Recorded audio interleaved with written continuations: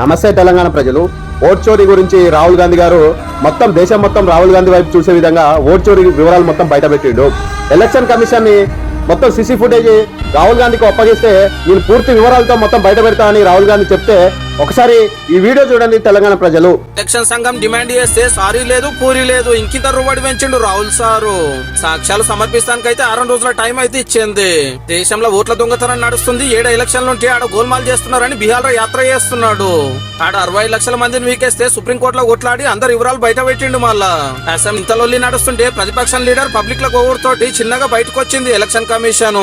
లేలే అంత రూల్స్ ప్రకారమే చేస్తున్నాము, మాకు అన్ని పార్టీలు సమానమే, తప్పులుంటే చూపించరని కోరింది. మరి ఓట్ల నాటి సీక్రెట్ కెమెరాల వీడియోలు ఎందుకు బయట పెడతలేరని అడిగితే ఆడోళ్ళ వీడియోలు చూపించడం కరెక్ట్ కాదు అనబట్టే.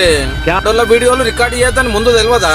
పోలింగ్ సెంటర్ ఏమన్నా డ్రెస్సింగ్ రూమ్ లా అని క్వశ్చన్ చేసిండు యాక్టర్ ప్రకాష్ రాజ్ సారు. అగనట ఎలక్షన్ కమిషన్ మీద కేసు పెట్టకుండా 2 ఏళ్ల కిందట చట్టం తెచ్చింది సెంట్రల్ గవర్నమెంట్. ఒకలకొగలు మంచి ఇమ్మ తెచ్చుకొని కథ నడిపిస్తున్నారని గరమైండు రాహుల్ సారు.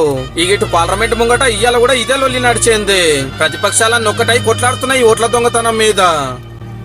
రాహుల్ గాంధీ గారు ఎలక్షన్ చోరీ గురించి మొత్తం బట్టబయలు చేసినాక chief election commission Gyaneshwar Kumar గారు బయటకు వచ్చి మొత్తం సిసి ఫుటేజ్ లో మా వద్ద ఇంతకుముందు లేవని ఇప్పుడు సిసి ఫుటేజ్ లో బయటకు ఎలా ఇస్తాము, అందులో ఆడవాళ్ళు ఉన్నారు, అమ్మ ఉన్నారు, తల్లి ఉన్నది, కోడలు ఉన్నదని ఇవాళ తప్పుదోవ పట్టించే ప్రయత్నం చేస్తున్నారు.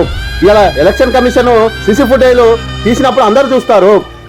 ఆ ఎలక్షన్ బూత్ లో ఎలక్షన్ ఆఫీసర్లు, ప్రతిపక్ష నాయకులు, పార్టీలకు సంబంధించిన నాయకులు కూడా అందులో ఎలక్షన్ బూత్ లో ఉంటారు. ఇలా మీరు సిసి ఫుటేజ్ బయటకిస్తే మీ బీజేపీ ఈసీ ఎలక్షన్ కమిషన్ మొత్తం బయటపడుతుందని ఇలా ఎలక్షన్ కమిషన్ సిసి ఫుటేజ్లను బయట పెట్టడం లేదు.